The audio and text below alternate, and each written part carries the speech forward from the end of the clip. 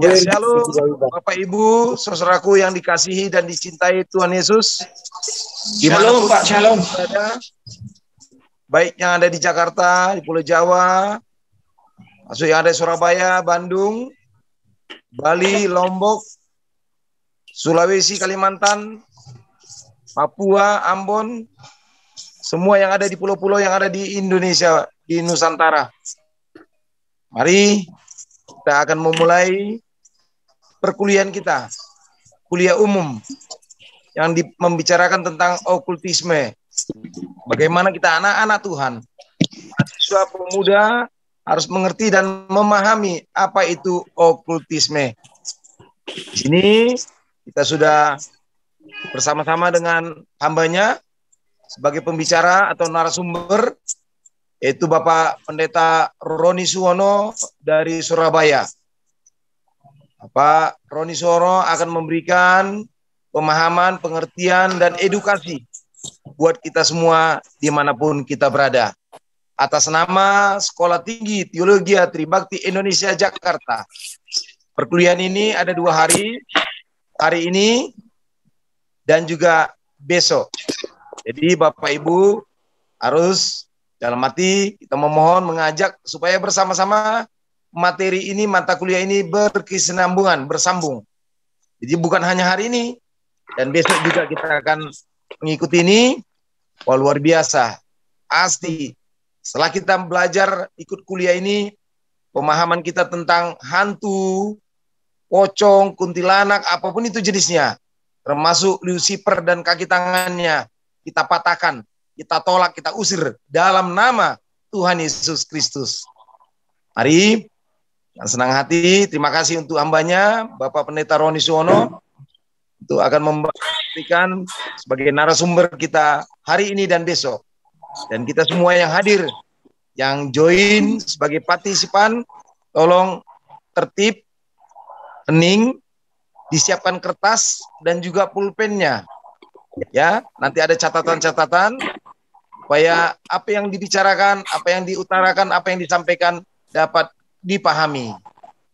Yuk, mari saya sebagai pimpinan Sekolah Tinggi Teologi Tribakti Indonesia, kita resmi buka perkuliahan ini. Hari ini 3 Agustus 2021 jam 13 lewat waktu Indonesia Barat. Untuk itu, setelah kita mulai, mari kita berdoa.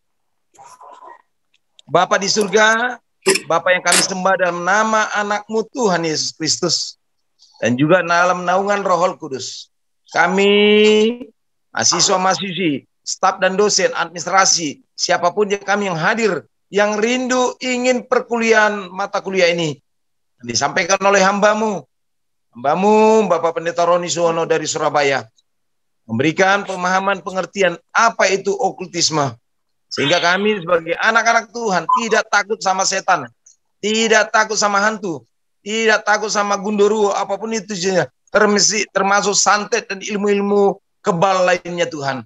Karena kami memahami Yesus lebih dahsyat. Hamba-Mu yang akan menyampaikan mata kuliah ini dari awal sampai selesainya, hingga esok lagi bersambung Bapak, diberkati oleh Tuhan. Keluarganya, usaha pekerjaannya, pelayanannya, dan kesehatannya diberkati oleh Tuhan.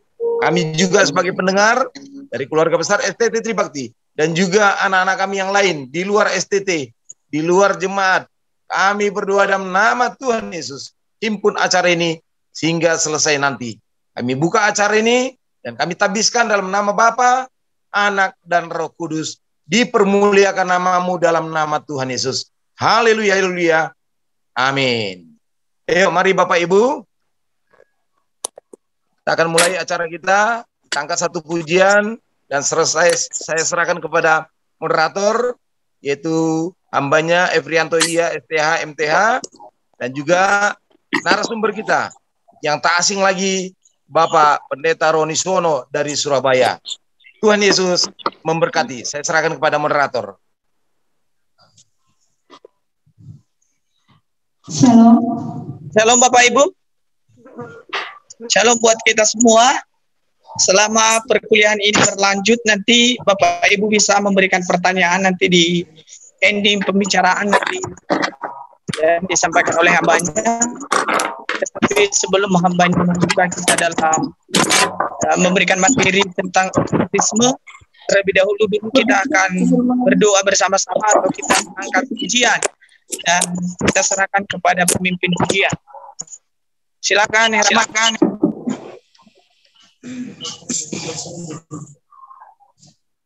Oke, shalom semuanya.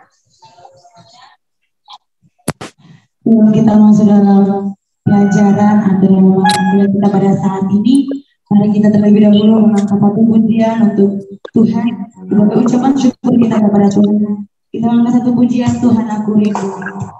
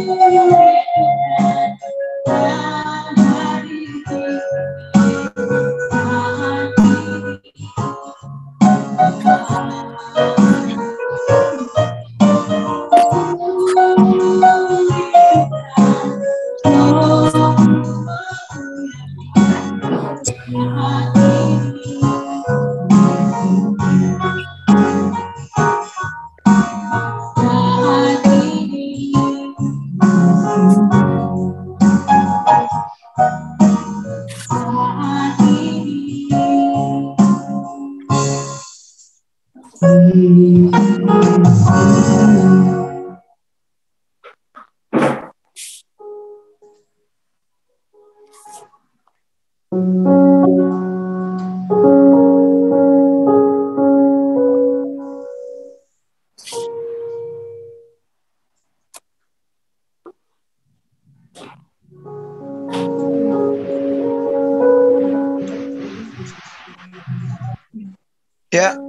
moderator, ambil alih.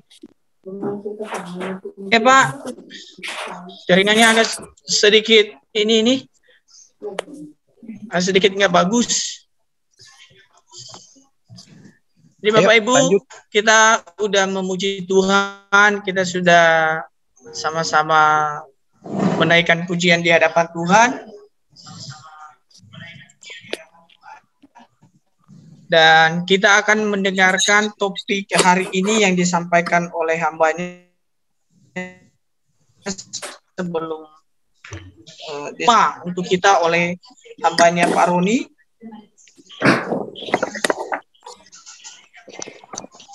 Yaitu topiknya pada hari ini adalah roh gaib dan kuasa gelap. Jadi pembahasan kita di sesi pertama ini adalah roh gaib dan kuasa gelap. Jadi nanti Bapak Ibu di materinya kalau ada Bapak Ibu bertanya boleh di ruang chat dan boleh juga langsung bertanya kepada hambanya Pak Roni. Tetapi untuk kita kenal dulu terlebih dahulu hambanya ini Pak Roni. Nama lengkapnya adalah Roni Suwono, sarjana ekonomi dan magister pendidikan. Lahir di Kediri pada tanggal 13 April tahun 1959. Kegiatan beliau aktif di media sosial dan keagamaan. Dan beliau juga salah satu mantan pengusaha dan beliau sudah mempunyai istri dan 3 anak. Nah, kita akan mendengarkan lebih lagi nanti dari beliau pemaparan tentang topik kita hari ini. Untuk selanjutnya, kita serahkan kepada hambanya Pak Roni. Silakan Pak Roni. Shalom, kasih tepuk tangan yang meriah lebih dulu. Karena kita akan menjadi anak-anak Tuhan yang menang atas segala kuasa gelap. Terima kasih, senang kalau sudah disiapkan alat tulisnya, kemudian dibuka Alkitabnya. Hari ini kita akan belajar mengenai topik besarnya adalah okultisme. Hari ini khusus kita akan belajar subtemanya adalah roh gaib dan kuasa gelap. Kenapa? Karena kata okultisme itu berasal daripada kata okultus. Okultus yang artinya adalah tersembunyi atau gelap atau kegelapan. Bisa juga disebut misterius atau gaib. Orang Jawa lebih suka bilang goib. Itu adalah kata aslinya dari okultus. Nah, saudara, hari ini kita ini akan membicarakan tentang jati dirinya. Siapa okultisme yang disembah oleh banyak orang? Karena kemudian muncul faham pengikut okultisme ini adalah orang-orang yang suka menyembah kepada kuasa-kuasa gelap yang bukan dari Tuhan, yaitu roh-roh jahat yang bukan dari Tuhan. Nah, firman Tuhan yang mendasari kita untuk kita pikirkan yang membuat Tuhan marah, yaitu ada di Imamat 20 ayat yang ke-6. Bagi siswa STT senang kalau nanti satu perikop itu Anda baca semua supaya paham, ya, supaya paham. Saya hanya akan bicara 45 menit, maksimal 60 menit, supaya nanti ruang tanya jawab yang akan menjadi berkat buat kita semuanya, itu masih longgar. Setiap pertanyaan akan memberkati kita sebagai peserta. Dan semakin aktif peserta, berkatnya semakin banyak. Demikian bunyi firman-Nya. Orang yang berpaling kepada arwah atau kepada roh-roh peramal, yakni yang berzina, dengan bertanya kepada mereka, aku sendiri, A-nya digarisbawahi, A-nya huruf besar. Aku sendiri akan menentang orang itu dan melenyapkan dia dari tengah-tengah bangsanya. Saudara, kenapa Tuhan harus marah seperti itu? Karena Tuhan kita adalah Allah yang pencemburu. Dia yang menciptakan umat manusia. Dan ketika firman Tuhan ini disampaikan, itu Tuhan ngomong dengan Israel. Bisa lewat Musa. Sebab Tuhan adalah Allah yang membawa bangsa Israel keluar dari Mesir. Harusnya bangsa Israel ini menempatkan Tuhan nomor 1 di hati mereka. Nah, kepada mereka yang berpaling dari Tuhan, kemudian bertanya kepada roh-roh lain, roh-roh jahat, arwah-arwah, dan mereka-mereka peramal, itu Tuhan tidak suka. Dan Tuhan berkata, itu semacam seperti sebuah perjinan di dalam rohani. Oleh karena itu Tuhan berkata, dia akan menentang dan melenyapkan orang yang seperti ini. Saudara, muncul pertanyaan kita. Kenapa okultisme ini menarik sebagian orang yang ternyata menjadi penyembahnya, menjadi pengikutnya? Saudara, kita tahu dunia ini penuh dengan persoalan, penuh dengan masalah, ya. Sehingga ketika orang menghadapi persoalan, ada 2 sumber kekuatan yang mereka bisa minta pertolongan. Yang pertama kepada Tuhan, yang berikutnya kepada kuasa lain yang selalu hadir bersama-sama dengan kuasa Tuhan, namun bertolak belakang, selalu bertentangan. Dan di dunia ini, kuasa atas dunia oleh Tuhan diberikan kepada iblis setan, yaitu pemilik kuasa gelap ini tadi. Dan ketika orang datang kepada kuasa gelap, minta pertolongan, seringkali kuasa gelap ini tadi memberikan lebih instan dibandingkan Tuhan ketika kita datang berdoa, mohon kepada Dia. Sebab Tuhan tidak ingin pemberiannya kepada kita justru membuat kita celaka. Tuhan tidak ingin pemberian yang Tuhan berikan kepada kita justru membuat kita ini jauh dan meninggalkan Tuhan. Tuhan ingin semua yang Dia berikan senantiasa mendatangkan kebaikan dan berkat bagi kita untuk anak-anaknya. Sehingga terjadi seringkali doa permohonan kita belum tentu dijawab, belum tentu dikabulkan. Namun berbeda dengan penyembah-penyembah kuasa gelap. Ketika mereka meminta, seringkali secara cepat mereka mendapat. Sehingga dunia seringkali berkata, kamu lihat, mau tidak percaya, nyatanya ada. Nah saudara, orang Kristen harus tetap percaya bahwa iblis setan itu ada. Dasarnya adalah kitab suci semua umat manusia ini. Dasarnya ini. Nah, saudara, kita sekarang lihat sebetulnya siapa toh yang disembah oleh para pengikut faham okultisme ini tadi. Siapa bosnya mereka? Sama seperti ketika kita sebagai orang percaya, siapa yang kita sembah? Adalah Yesus Kristus, Tuhan Sang Juru Selamat kita. Nah, sekarang siapa yang disembah oleh para penganut faham okultisme itu tadi? Saudara, yang disembah tidak lain adalah iblis setan tadi. Iblis setan tadi. Yang mana? Yang ada di dalam Alkitab.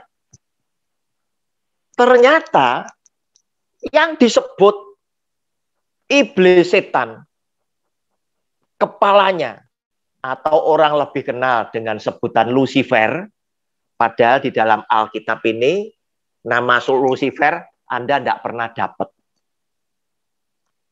Tetapi kita tahu, kita sepakat, yang namanya iblis setan, topnya setan ini tadi, musuh Tuhan, itu adalah Lucifer. Dan saudara, itu sudah muncul pertama kali di kitab Kejadian. Saudara, ketika Anda dan saya ngelihat seseorang sebagai penganut faham okultisme, kemudian dia melakukan ritual-ritual tertentu, seperti yang tadi seandainya kita baca mulai ayat 1 hingga ayat yang ke-6 dari Imamat pasal 20, Anda baru bisa tahu bahwa ternyata mereka seringkali menggunakan persembahan berupa nyawa, bahkan nyawa dari anak laki-lakinya sendiri. Sekarang bisa nyawa binatang, darah dan lain sebagainya, macam-macam. Maka saya yakin setiap Anda melihat hal seperti itu, Anda langsung akan waspada. Oh, aku tidak boleh bergaul dengan orang-orang yang demikian, karena mereka adalah bukan aliranku. Mereka adalah aliran ilmu gelap, kuasa gelap, dan lain sebagainya. Tetapi saudara, kita yang perlu diwaspadai justru bukan yang seperti itu, tetapi adalah pengembangan daripada ilmu gelap ini sendiri. Kenapa mereka menjadi pemuja daripada kuasa gelap? Karena mereka ingin mendapatkan secara instan. Sehingga mereka harus melewati ritual-ritual tertentu untuk membuat jalinan hubungan seseorang ini menjadi semakin dekat. Tetapi apakah hal itu hanya berhenti sampai di sini? Ternyata Alkitab mengungkapkan rahasia mereka. Saudara lihat, Kejadian pasal yang ketiga, kalau saudara nanti catat ya, dibaca ayat 1 sampai dengan ayat yang ke-15 ya. Saya bacakan sebagian aja, saya baca mulai ayat 1. Adapun ular ialah yang paling cerdik dari segala binatang di darat, yang dijadikan oleh Tuhan Allah. Ular itu berkata kepada perempuan itu, tentulah Allah berfirman, semua pohon dalam taman ini jangan kamu makan buahnya, bukan? Lalu saut perempuan itu kepada ular itu, buah pohon-pohonan dalam taman ini boleh kami makan. Tetapi tentang buah pohon yang ada di tengah-tengah taman, Allah berfirman, jangan kamu makan ataupun raba buah itu, nanti kamu mati. Tetapi ular itu berkata kepada perempuan itu, sekali-kali kamu tidak akan mati. Tetapi Allah mengetahui bahwa pada waktu kamu memakannya, matamu akan terbuka dan kamu akan menjadi seperti Allah, tahu tentang yang baik dan yang jahat. Saudara, lihat. Kita yang perlu dicermati dari pengembangan okultisme adalah trik iblis setan yang licik. Trik iblis setan yang licik. Lihat, iblis setan suka juga pakai ayat firman Tuhan. Sehingga bagi anak-anak Tuhan yang tidak suka belajar Alkitab, yang tidak suka belajar firman Tuhan, Anda bisa terkecoh dengan apa yang dikatakan oleh iblis setan. Lihat apa yang dikatakan oleh si ular tadi. Ular itu berkata, ayat 1 dari Kejadian pasal 3. Kepada perempuan itu, tentulah Allah berfirman, semua pohon dalam taman ini jangan kamu makan buahnya, bukan. Perempuan ini adalah Hawa sudah tahu apa yang difirmankan Tuhan tidak sama dengan si ular. Dan dia sudah menyanggah dan dia berkata, lalu sahut perempuan itu kepada ular itu, buah pohon-pohonan dalam taman ini boleh kami makan. Tetapi tentang buah pohon yang ada di tengah-tengah taman, Allah berfirman, jangan kamu makan ataupun raba buah itu, nanti kamu mati. Nah saudara, kelicikan iblis setan si ular ini tidak berhenti sampai di sini. Ketika Anda bisa keluar sebagai pemenang, dia akan berikan jerat berikutnya. Dia berkata, tetapi ular itu berkata kepada perempuan itu, sekali-kali kamu tidak akan mati. Tetapi Allah mengetahui bahwa pada waktu kamu memakannya, matamu akan terbuka dan kamu akan menjadi seperti Allah, tahu tentang yang baik dan yang jahat. Nah saudara, dia mulai dengan kelicikan baru, memberitahukan kepada perempuan itu, seakan-akan dia ingin sampaikan bahwa Tuhan itu bohong. Walaupun dia sendiri tidak ngomong bohong. Bahwa Tuhan itu bohong. Justru ketika kamu makan ini, kamu akan menjadi seperti Tuhan. Seperti Allah. Kamu tahu membedakan mana yang baik, mana yang jahat. Kamu akan menjadi seperti Tuhan. Garis bawah itu. Nah saudara, sehingga persepsi kesimpulan daripada perempuan ini, Hawa ini tadi, dia berkesimpulan, oh inilah kiranya Tuhan melarang kami meraba maupun makan buahnya gara-gara Tuhan itu takut kami bisa menjadi pesaingnya, menjadi seperti Allah. Nah, setelah keracunan otak daripada perempuan ini, maka dilanjutkan lagi. Dia menjadi orang yang lebih percaya kepada apa yang dikatakan si ular tadi. Dan perempuan itu melihat bahwa buah pohon itu baik untuk dimakan dan sedap kelihatannya. Lagi pula pohon itu menarik hati karena memberi pengertian. Lalu ia mengambil dari buahnya dan dimakannya dan diberikannya kepada suaminya yang bersama-sama dengan dia dan suaminya pun memakannya. Saudara, akhirnya bujuk rayu si ular itu pun berhasil. Dan penyesalan hanya akan terjadi setelah Anda masuk di dalam jerat dosa.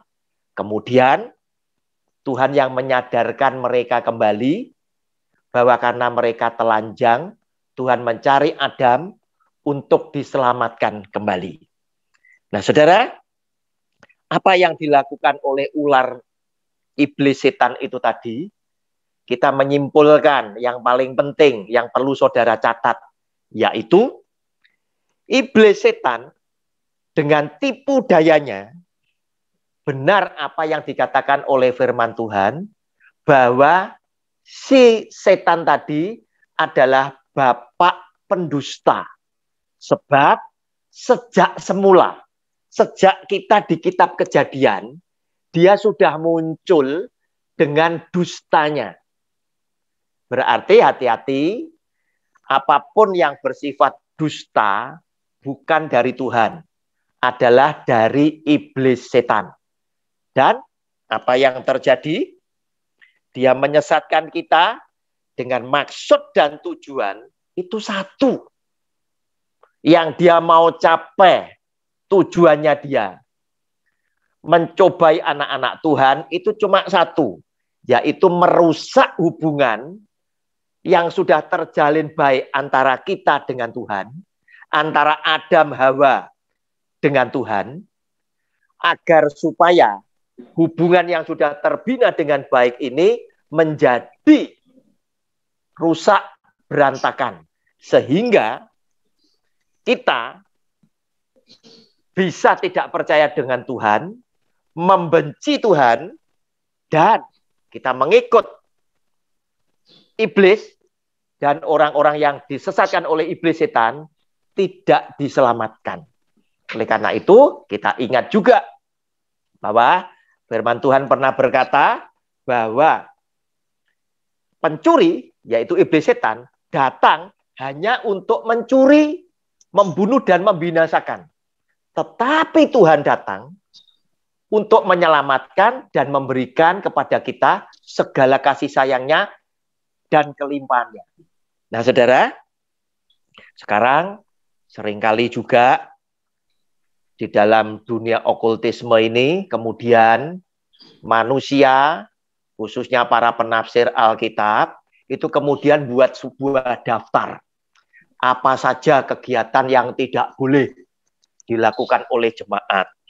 Dan hal seperti itu saya tidak setuju. Salah satunya ketika ada, jika Anda membaca, mendengar, ya, mungkin pembicara itu bilang, oh bela diri, tidak boleh. Terus kemudian yoga, tidak boleh. Kemudian tai chi, tidak boleh. Dan lain sebagainya. Karate, tidak boleh, dan lain sebagainya. Saudara, saya tidak mau terperangkap dengan jumlah yang disampaikan. Atau daftar-daftar tertentu. Ini tidak boleh, tidak boleh, tidak boleh. Sehingga terkesan di luar daftar itu boleh. Namun, firman Tuhan jelas mengajar kepada Anda dan saya.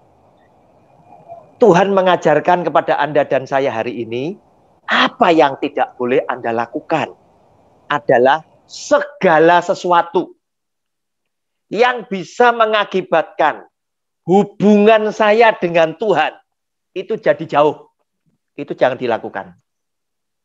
Saudara, silakan dicatat. Adalah segala sesuatu yang membuat hubungan saya dengan Tuhan itu menjadi jauh atau bahkan rusak. Jangan dilakukan. Apalagi itu mengandung di dalamnya tipu daya muslihat iblis. Jangan dilakukan. Itu pasti dari iblis setan. Jangan dilakukan. Saudara, sebagai orang yang dewasa di dalam iman, silakan Anda merenungkan sendiri kembali mana yang kira-kira akan membahayakan hubungan baik yang selama ini Anda sudah jalin sehingga Anda merasa begitu dekat dengan Tuhan dan Tuhan sebagai Bapa begitu mengasihi Anda sebagai anak yang dikasih oleh Dia. Nah, saudara, kemudian kita akan renungkan yang lain. Apa saja yang bisa dipakai oleh iblis setan di dalam kehidupan ini untuk merusak hubungan kita dengan Tuhan. Saudara, dunia dengan segenap isinya. Firman Tuhan berkata, jangan kau mengasihi dunia dengan segenap isinya. Yang sifatnya semuanya adalah kedagingan. Hal-hal seperti itulah yang Anda dan saya perlu waspadai. Perlu waspadai. Kenapa? Karena iblis setan ini dengan segala kelicikannya, dia bisa menggunakan segala sesuatu yang dihadirkan oleh Tuhan sebagai berkat oleh iblis setan bisa ditunggangi untuk kepentingan iblis setan menyesatkan saudara dan saya. Saya ambil contoh. Hari ini Anda belajar bersama dengan saya lewat Zoom. Anda gunakan laptop. Anda juga gunakan handphone. Yang seperti ini. Anda gunakan handphone.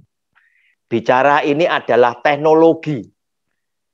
Tidak salah manusia ciptakan perangkat-perangkat seperti ini. Karena Tuhan berfirman, kasihlah juga Tuhan Allahmu dengan segenap akal budimu. Berarti segala potensi yang Tuhan berikan kepada kita mau berikan untuk Tuhan menjadi berkat untuk sesama yang lainnya. Dan handphone menjadi berkat untuk banyak orang. Sehingga ketika saya menyampaikan firman Tuhan ini, saya tidak perlu datang ke kampus. Saya cukup di kamar pribadi saya sendiri, saya memberitakan firman Tuhan, mengajar siswa-siswa STT Tribakti yang ada di Jakarta. Jadi berkat. Tetapi hati-hati. Teknologi bisa ditunggangi oleh iblis setan agar supaya lewat teknologi Anda akhirnya punya hubungan yang mulai jauh dengan Tuhan. Gara-gara saking senengnya Anda dengan teknologi ini tadi, Anda lebih suka membaca ayat-ayat Alkitab itu dari handphone. Bukan dari Alkitab yang seperti saya bawa ini. Yang bisa dicoret-coret, yang bisa dikasih tulisan, dikasih keterangan, dan lain sebagainya. Saudara, coba Anda renungkan. Anda coba renungkan. Karena di dalam handphone ini sudah ada programnya Alkitab, dan handphone ini bisa dibesarkan hurufnya. Semuanya menawarkan kemudahan dan nikmat secara daging. Iblis setan itu seringkali dengan tipu daya yang halus, yang licik, itu pelan-pelan menggeret anak-anak Tuhan, sehingga tanpa sadar mereka kemudian menjauh daripada Tuhan. Padahal kita tahu handphone yang seperti ini adalah alat yang tidak kudus. Seringkali ada banyak cerita-cerita yang tidak sepantasnya. Ada di situ gambar-gambar, foto, dan lain sebagainya. Sedangkan Alkitab adalah hanya menulis tentang isi hati Tuhan. Dan ini kudus. Dan ini kudus. Nah, saudara, namun, orang diracuni secara pikiran. Kan enggak apa-apa kan, ini kan kemajuan teknologi. Ya, jangan ikut pendeta-pendeta zaman dulu. Pendeta gaptek ya, enggak usah. Ini sekarang kan zamannya digital. Kita mesti ngikuti perubahan zaman, perkembangan zaman. Kita mesti juga gunakan ini. Saudara, saya tidak melarang Anda menggunakan ini. Saya pun terbantu oleh karena perangkat sedemikian. Tetapi ketika saya masuk ke bait Allah, saya mulai berbicara tentang firman Tuhan, saya melayani Tuhan saya tidak mau pakai yang demikian. Saya tidak mau pakai laptop dan lain sebagainya, tetapi saya menggunakan Alkitab yang manual ini. Karena ini lebih kudus, sebab di dalam firman Tuhan, suatu hari Tuhan perintahkan kepada Musa, agar Musa mengkuduskan semua peralatan peribadatan. Dengan memerciki alat-alat ibadah, termasuk kitab suci, itu tadi dengan darah lembu. Nah, saudara, hati-hati. Ini bisa membuat kita jauh daripada Tuhan. Sementara waktu orang Kristen demikian bangga bahwa kitab suciku adalah salah satu buku yang paling laris di dunia, dicetak paling banyak, sebab berapapun tercetak itu terjual. Semuanya habis. Nah, saudara, iblis setan nggak suka. Ini disebarluaskan. Iblis setan pakai nunggangi dengan handphone. Supaya apa? Kita mulai melupakan kitab suci, dan jika ini berhasil, boleh jadi kitab suci ini tidak akan dicetak lagi sebanyak yang kemarin. Sehingga kebanggaan kita sebagai anak-anak Tuhan itu pun akan hilang, akan sirna. Saudara, lihat, setiap di persidangan selalu dihadirkan saksi. Dan setiap saksi di dalam persidangan selalu disumpah sesuai dengan agamanya masing-masing. Alkitab itu sebagai alat untuk menyumpah kita sebagai anak-anak Tuhan. Ditumpangkan tangan kita di atas Alkitab, kemudian kita disumpah. Apakah Anda akan memberikan keterangan yang sebenarnya, yang sejujurnya, sesuai dengan yang Anda ketahui. Nah, saudara, karena lama-lama ini tidak pernah dipakai, orang Kristen mempraktekkan dengan bahasa tubuhnya bahwa buat orang Kristen ini lebih mudah.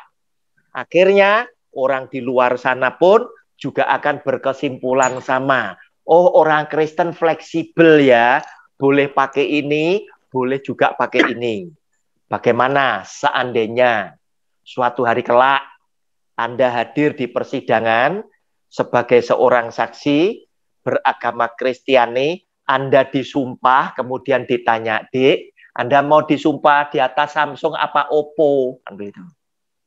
Nah, pikirkan sendiri. Nah, saudara, hati-hati iblis setan dengan segala kelicikannya, dia pun bisa menghadirkan. Kenapa? Kok tadi kita berkata bahwa itu adalah roh gaib, itu adalah kuasa gelap. Kita tidak nampak, tidak melihat wujudnya, tetapi dia bisa mewujudkan permintaan dari seseorang sebagai pengikutnya. Dan dia yang tidak nampak ini tadi, yang gaib ini tadi, tapi jahat, dari kuasa jahat, itu bisa juga menggerakkan orang-orang tertentu untuk menjadi alatnya melakukan apa yang dikehendaki oleh si penguasa gelap ini tadi. Saudara, otomatis terkadang ada juga kita mendengar, Anda mendengar, di kota itu ada seorang perempuan hebat yang bisa menyembuhkan sakit penyakit. Bahkan yang datang itu antri berderet-deret. Sakit apa saja itu bisa disembuhkan. Hanya cuman diusap dengan kapas. Kemudian kapasnya ini kok bisa ada darahnya dan lain sebagainya. Dan sakitnya hilang. Nah, saudara, kuasa gelap bisa juga mendatangkan kesembuhan. Kemudian juga bisa dimintai untuk supaya membuat orang ini bisa kaya secara jasmani. Tapi juga bisa orang-orang ini minta supaya jabatannya, kedudukannya ini tidak tergoyahkan. Dia bisa tetap disukai oleh atasannya. Dia tetap duduk di tempat jabatan yang dia suka. Dan tidak ada orang yang menginginkan itu bisa menyingkirkan dia dan lain sebagainya. Saudara, firman Tuhan berkata di dalam 1 Yohanes pasal 2, 1 Yohanes pasal yang kedua, ayatnya 1 Yohanes pasal yang kedua, ayatnya yang ke-15 sampai dengan ke-17, demikian bunyi firman-Nya. Sebab janganlah kamu mengasihi dunia dan apa yang ada di dalamnya. Jikalau orang mengasihi dunia, maka kasih akan Bapa tidak ada di dalam orang itu. Ayat 16, dunia itu isinya apa? Sebab semua yang ada di dalam dunia, yaitu keinginan daging dan keinginan mata, serta keangkuhan hidup, bukanlah berasal dari Bapa, melainkan dari dunia. Dan dunia ini sedang lenyap dengan keinginannya, tetapi orang yang melakukan kehendak Allah tetap hidup selama selama-lamanya. Saudara lihat, dunia itu ternyata isinya keinginan daging, keinginan mata, dan keangkuhan hidup. Dan Tuhan berkata, kalau seseorang sudah ada rasa hatinya itu ingin dengan keinginan dunia, maka orang yang demikian akan menjadi orang yang tidak punya kasih kepada Tuhan, tidak punya kasih kepada Bapa, sebab hatinya lebih terikat, lebih terpaut kepada dunia yang isinya 3 ini tadi. Keinginan daging, keinginan mata, dan keangkuhan hidup. Dan saudara, kalau kita mau telaah lebih jauh, ternyata penyembah-penyembah ini tadi terhadap kuasa kegelapan itu yang diminta juga 3 hal ini tadi. Tidak lebih. Tidak lebih. Keinginan daging, keinginan mata, dan keangkuhan hidup. Cuma ini. Nah, termasuk orang yang ingin punya kesaktian, kemudian apa itu menyiksa orang lain yang menjadi musuhnya, masuk di sini. Itu akan kita bahas besok. Hari ini sengaja saya ingin nampilkan siapa toh kuasa kegelapan itu tadi, jati dirinya, supaya Anda kenal. Ternyata Alkitab sudah mengajarkan kepada kita bahwa iblis setan Lucifer itu muncul sudah di dalam kitab Kejadian sampai dengan Wahyu nanti ada. Karena apa? Dunia tempat kita hidup adalah dunia yang kekuasaannya oleh Tuhan diberikan kepada iblis setan. Namun Tuhan sebagai pencipta dunia, alam semesta ini, baik yang di bawah langit maupun di atas langit, tetaplah adalah Tuhan yang punya kendali. Dia tetap sanggup melindungi saudara dan saya sebagai anak-anaknya terhadap iblis setan.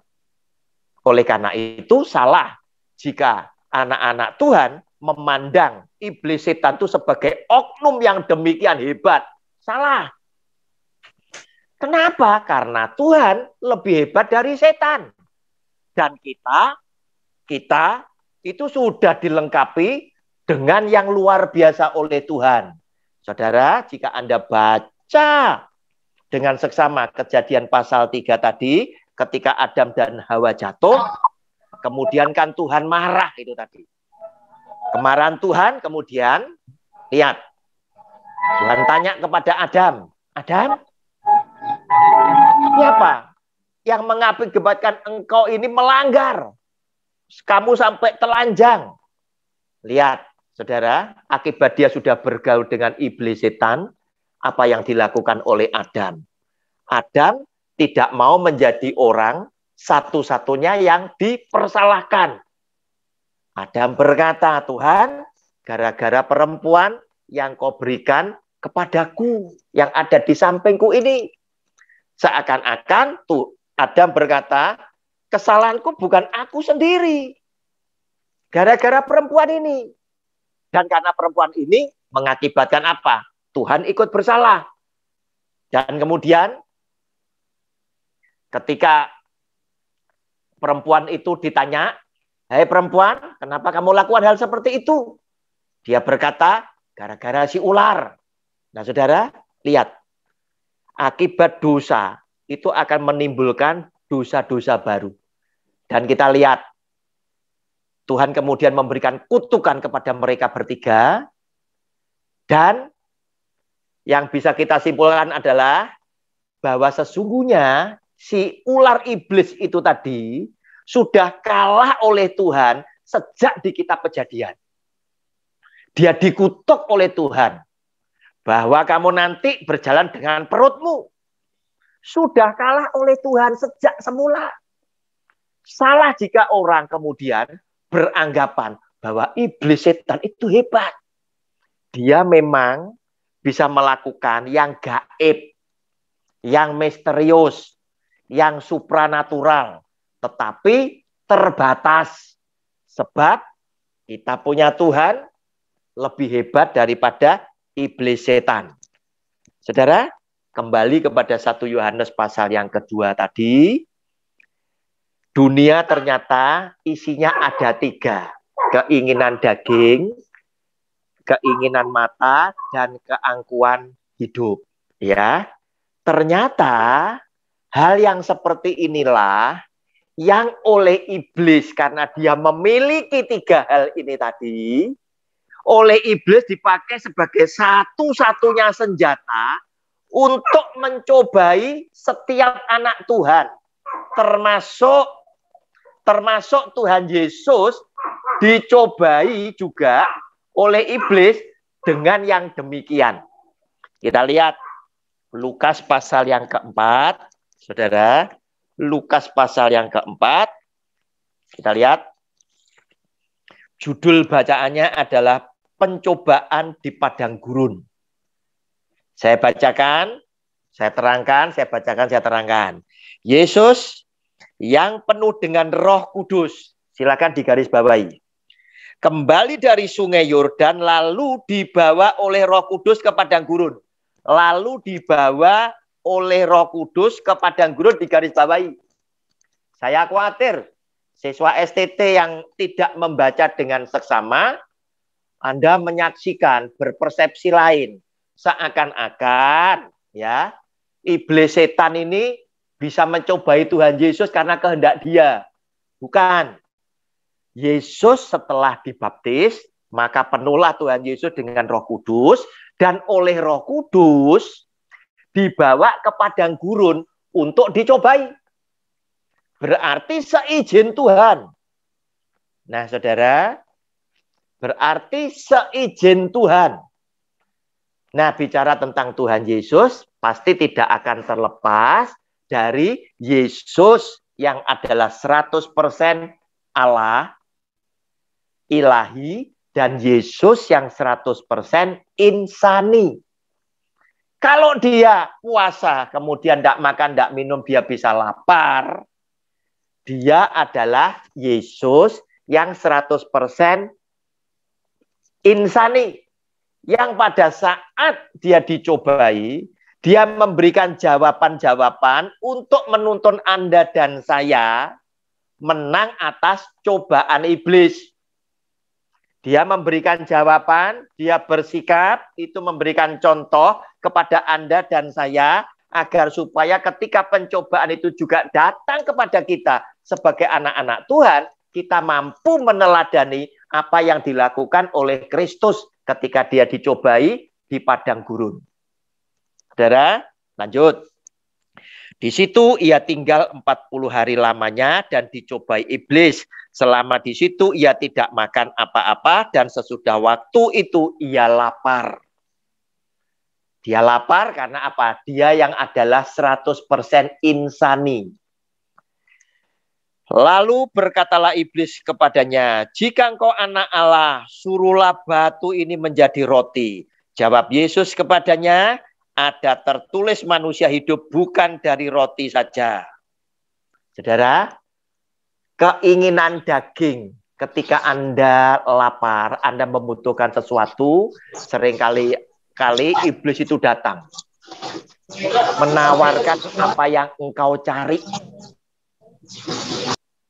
Jika engkau adalah anak Allah, suruhlah ubah batu menjadi roti. Tetapi Tuhan Yesus berkata, memberikan contoh dan teladan buat Anda dan saya, ada tertulis manusia hidup bukan dari roti saja. Kita boleh miskin, kita boleh tertekan, tetapi kita tetap menolak untuk berbuat dosa, sehingga roti itu boleh kita nikmati. Ini salah satunya, saudara. Aplikasinya adalah hal yang seperti itu. Lihat berapa banyak hamba-hamba Tuhan. Oleh karena di ladang pelayanannya, dia tidak mendapatkan sesuatu. Kemudian ada yang menawari jabatan, tetapi kamu harus pindah dari situ. Dan mereka dengan sungguh-sungguh bersama dengan keluarganya meninggalkan Kristus hanya untuk mendapatkan sesuatu. Nah, saudara, lanjut. Kemudian ia membawa Yesus ke suatu tempat yang tinggi Dan dalam sekejap mata ia memperlihatkan kepadanya semua kerajaan dunia. Kata iblis kepadanya, segala kuasa itu serta kemuliaannya akan kuberikan kepadamu. Sebab semuanya itu telah diserahkan kepadaku dan aku memberikannya kepada siapa saja yang ku kehendaki. Jadi jikalau engkau menyembah aku, seluruhnya itu akan menjadi milikmu. Tetapi Yesus berkata kepadanya, ada tertulis engkau harus menyembah Tuhan Allahmu dan hanya kepada Dia sajalah engkau berbakti. Saudara, ayat yang ke-6 silakan Anda coret semuanya karena ini adalah hal yang penting di mana iblis itu mengakui. Kata iblis kepadanya, segala kuasa itu serta kemuliaannya akan kuberikan kepadamu. Sebab semuanya itu telah diserahkan kepadaku dan aku memberikannya kepada siapa saja yang ku kehendaki. Saudara, jadi segala sesuatu yang gaib sekalipun itu iblis punya. Kekayaan ada, kekuasaan ada, dan lain sebagainya. Semuanya telah diberikan kepadaku, kata iblis, dan iblis berkata kepada Tuhan Yesus, dan aku bisa memberikan kepada siapa saja yang aku mau. Catatannya satu, engkau menyembah kepadaku. Saudara, syaratnya begitu gampang. Untuk orang-orang pengikut faham okultisme, kenapa? Mereka menyembah karena apa? Mereka menginginkan segala kemuliaan dunia dan segala kekuasaan dunia ada di dalam tangan iblis yang disembah oleh mereka. Nah, saudara, oleh karena itu, jangan punya iman Kristen yang kecampur dengan kelakuannya okultisme, ya. Okultisme untuk mendapatkan kemuliaan dan kuasa, dia menjadi penyembah kuasa-kuasa kegelapan, seringkali dia menyiksa tubuhnya sendiri. Dia seringkali mempersembahkan nyawa. Kita menulis nyawa anaknya laki-laki, Imamat pasal 20 tadi dipersembahkan. Darahnya. Dan sekarang juga masih banyak mempersembahkan adalah nyawa binatang dan lain sebagainya. Dan lain sebagainya, dan lain sebagainya. Nah, saudara, hati-hati. Dan mereka melakukan juga puasa. Nah, saudara, hati-hati. Orang Kristen jangan terjebak. Seakan-akan puasa menimbulkan Anda bisa sakti. Salah, saudara. Anda puasa untuk mendekatkan, merendahkan diri kepada Tuhanmu. Anda berdoa, Anda tetap jadi orang biasa. Tetapi, oleh karena kedekatanmu pribadi dengan Tuhan, engkau diangkat oleh Dia sebagai anak, tentunya doa kita sebagai anak akan lebih cepat dikabulkan. Saya buktikan, anak kecil, anak saudara besok, belum ngerti doa puasa. Ngomong aja enggak bisa. Tetapi dia punya kuasa.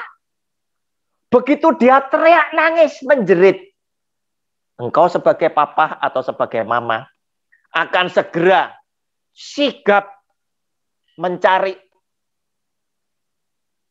arah mana asal daripada suara itu. Karena suara itu adalah suara anakku dan Anda akan segera berlari mendapatkan anakmu dalam keadaan selamat. Nah, saudara, lanjut. Kemudian ia membawa Yesus ke Yerusalem dan menempatkan dia di bubungan bait Allah, lalu berkata kepadanya, jika engkau anak Allah, jatuhkanlah dirimu dari sini ke bawah. Sebab ada tertulis mengenai engkau, ia akan memerintahkan malaikat-malaikatnya untuk melindungi engkau. Dan mereka akan menatang engkau di atas tangannya, supaya kakimu jangan terantuk kepada batu. Yesus menjawabnya, katanya, ada firman, jangan engkau mencobai Tuhan Allahmu. Sesudah iblis mengakhiri semua pencobaan itu, ia mundur daripadanya dan menunggu waktu yang baik. Saudara, keangkuhan hidup juga salah satunya yang iblis punya. Salah satunya orang ingin dihormati oleh orang lain. Orang ingin dipuja oleh orang lain. Itu adalah sikap-sikap daripada iblis, gitu saudara. Dan yang paling berbahaya bukanlah penyembah-penyembah ini tadi, saudara. Tetapi adalah kekuatan dari okultisme ini tadi, ya, kekuatan daripada okultisme ini tadi untuk menggerakkan orang-orang tertentu menjadi anak-anak iblis dengan segala perilakunya, walaupun mereka menyamar di tengah-tengah jemaat Allah dengan segala perbuatan mereka yang tidak sesuai dengan firman Tuhan. Oleh karena itu, saudara, Yesus Tuhan ketika dia nanti mau datang, bukankah ketika dia mau naik ke surga dan nanti dia datang lagi kedua kalinya, dia sempat memberikan pernyataan ini. Adakah nanti ketika Anak Manusia datang kedua kalinya, aku, kata Tuhan Yesus, akan tetap menjumpai iman itu ada di dunia. Artinya, orang-orang benar, anak-anak Tuhan yang setia melakukan firman Tuhan seperti yang Yesus Tuhan katakan, itu betul-betul masih didapati oleh Tuhan. Sebab, kenapa dia berkata seperti itu? Karena saya menangkap kalimat yang disampaikan oleh Tuhan Yesus adalah kalimat yang sedikit bernadakan kekhawatiran. Yesus Tuhan itu khawatir. Kenapa? Karena dunia dengan segala perkembangannya, dengan segala kejahatannya, itu sedang menawarkan 3 perkara ini semakin menarik untuk dimiliki manusia yang hidup di dalamnya. Saudara, cermati tipu daya si iblis setan, bukan ketika mereka melakukan ritual-ritual seperti itu yang membuat Anda langsung waspada, tetapi justru penyamaran daripada anak-anak iblis yang ada di tengah-tengah dunia dan bisa juga di tengah-tengah sidang jemaat Allah. Sampai di sini pemaparan saya. Waktu bertanya cukup longgar, bisa 1,5 jam.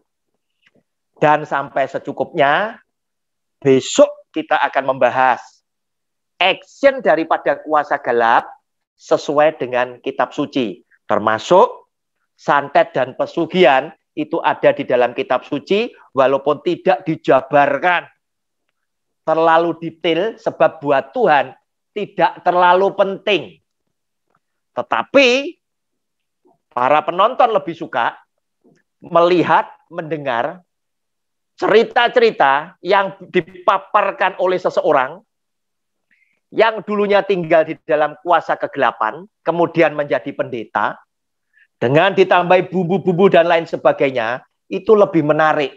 Padahal buat Tuhan itu tidak penting. Shalom, silakan bertanya. Saya kembalikan kepada moderator.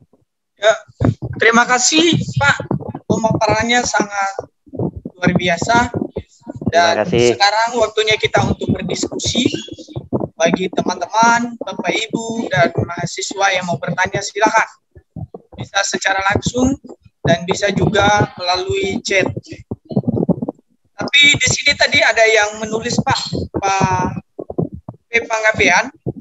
Ya, silakan. Bentuk okultisme masa kini bukan yang bersentuhan dengan totemisme, spiritualisme, dan astrologi, sesuai dengan sifatnya yang tersembunyi dan tidak terdeteksi. Banyak juga yang tanpa disadari lebih berorientasi pada pengkultusan pribadi, Pak. Nah, bisa saya simpulkan di sini pertanyaannya, bagaimana pandangan Bapak ketika ada jemaat yang mengkultuskan pribadi pendeta? Apakah itu sudah termasuk golongan okultisme atau bagaimana, Pak? Oke, pertanyaan yang sangat bagus sekali. Ini tadi sudah saya singgung, ya. Jika ada orang pengikut okultisme, kemudian dia melakukan ritual yang mungkin Anda merasa ngeri melihatnya, karena di situ disajikan, dipersembahkan darah binatang dan lain sebagainya dengan segala kesadisan mereka di hari-hari tertentu, di suasana gelap dan lain sebagainya. Saya tadi katakan, tentunya Anda sebagai anak Tuhan langsung waspada. Tuhan, ini kuasa gelap. Aku tidak boleh ke sana. Anda bisa waspada. Tetapi yang saya ingin sampaikan dari Kejadian pasal 3 yang kita baca mengenai kejatuhan Adam dan Hawa tadi adalah kelicikan iblis setan yang dipuja dalam okultisme. Di mana iblis setan ini dengan segala macam kelicikannya, dia cuma punya satu tujuan. Bagaimana membuat anak-anak Tuhan, umat manusia ciptaan Tuhan ini tadi, akhirnya terjebak karena mereka melakukan sesuatu yang mengakibatkan Tuhan tidak suka. Ya, Tuhan jadi tidak suka. Kenapa? Karena yang engkau lakukan itu tidak sesuai dengan firman-Ku. Saudara, masuk kepada pertanyaan tadi, ya. Bagaimana seandainya ada seorang, katakanlah ini pendeta atau tokoh masyarakat atau siapa saja, kemudian dengan gerakannya dia, dengan kegiatannya dia, pengajaran, ceramah, khotbahnya dia, karena banyak juga pengikut-pengikutnya, akhirnya dia mengkultuskan diri. Bukan Yesus Tuhannya yang ditinggikan, tetapi dirinya ini supaya dipuja-puja oleh para pengikutnya. Apakah ini termasuk bagian daripada okultisme? Saya katakan sesuai firman Tuhan, ya. Inilah yang perlu kita cermati dan itu berbahaya sekali. Sebab seringkali apa? Ketika mereka itu melakukan hal-hal seperti ini, justru mereka itu menyamar. Karena Alkitab juga katakan hati-hati, iblis bisa menyamar sebagai malaikat terang. Nah, antek-antek daripada iblis setan ini tadi itu menyebar, masuk ke tempat-tempat ibadah, ke gereja-gereja dan lain sebagainya dalam wujud kelakuan-kelakuan yang seperti ini. Tetapi kembali, anak Tuhan dibutakan mata rohaninya. Seringkali ketika kita itu mulai memprotes tindakan orang tertentu, apakah dia misalkan mengkultuskan diri, ya, salah satunya terlalu yakin dengan imannya. Salah satunya pengkultusan diri itu adalah yang kurang lebihnya ada seorang pendeta yang pada saat COVID-19 ini merebak, ekonomi mulai kacau, dia mulai memberitakan pemberitaan firman Tuhan dan berkata, aku menghardik COVID-19 supaya COVID ini hilang dari Indonesia, ekonominya pulih dan lain sebagainya. Nah, saudara, tindakan hal-hal yang seperti ini tujuannya apa? Dia hanya bertujuan dengan spekulasi seandainya ini terjadi, dia akan menjadi terkenal. Saudara, hati-hati. Hati-hati. Lucifer juga tertulis seperti itu. Ada di Yehezkiel 28 ayat 11 sampai 19, juga Yesaya 14 12 sampai 14. Hati-hati. Dia ingin mengkultuskan diri. Nah, ternyata setelah dihardik, COVID-nya tambah merajalela. Loh, apa ndak malu gitu loh. Ini kan habis, karirmu habis gitu loh. Ya. Sedangkan yang dulunya jadi dukun, sekarang jadi pendeta, pemberita firman Tuhan, ya, yang banyak ditonton di YouTube-nya itu tadi, itu ngomong aja, itu mencela-mencele. Dia sempat ngomong, ini pesan Indonesia untuk 5 tahun ke depan. Kemudian tidak lama lagi keluar YouTube-nya, pesan untuk Indonesia 25 tahun ke depan. Loh, cek hebate, begitu loh. Terus kemudian bicara tentang COVID ini tadi, bahwa Tuhan dia melihat ada malaikat bawa pedang dari Jawa sampai Bali. Baru berapa minggu keluar YouTube-nya lagi. Bahwa karena dia berdoa sungguh-sungguh, Tuhan berkata, doamu aku dengar. Berarti COVID akan segera selesai. Saudara yang mana? Begitu loh saudara. Dan menjawab pertanyaan tadi, moderator, itu adalah bagian daripada okultisme. Silakan, jika ada yang lain, atau masih ada yang belum terjawab, bisa ditanyakan kembali. Terima kasih Pak Terima buat kasih. jawabannya. Dan teman-teman bisa memahami bahwa mengkultuskan pemimpin atau siapapun itu melebihi daripada Tuhan, itu adalah dosa. Karena di mana di luar salib sudah tidak ada lagi keselamatan. Hanya di dalam salib Yesus Kristus ada keselamatan. Jadi bagi teman-teman yang mau bertanya seputar okultisme, dipersilakan supaya bisa di ruang chat dan bisa juga langsung bertanya kepada narasumber kita yang luar biasa di sore hari ini. Persilakan. Silakan yang masuk ke ruang chat biar nanti dibacakan oleh moderator. Ya. Ya, Bapak moderator, saya ingin bertanya. Silakan, Pak. Iya, ini sungguh menarik dan Ya. sangat menarik ini mata kuliah okultisme. Karena Ya, ini Pak di luar Bandar. nalar kita, Pak, di luar nalar Ya. pribadi kita. Iya. Yang ingin saya tanyakan, Pak, ini kan kita anak-anak Tuhan, Iya. hamba-hamba Tuhan, pelayan-pelayan Tuhan, punya hobi. Iya. Macam-macam kan hobinya. Ada Ya. hobi burung, ayam, balap Ya. sepeda, balap motor. Iya. Iya. Tadi kan Pak hambanya Pak Roni tadi bilang ada keinginan daging, Iya. keangkuhan. Iya. Terkadang kita nggak sadar nih, kita hamba-hamba Tuhan, baca Alkitab, rajin berdoa, Iya. tapi hobinya berlebihan. Iya. Bahkan ada orang meninggalkan pelayanan, yang penting hobinya Iya. lomba burung, kicau Iya. burung.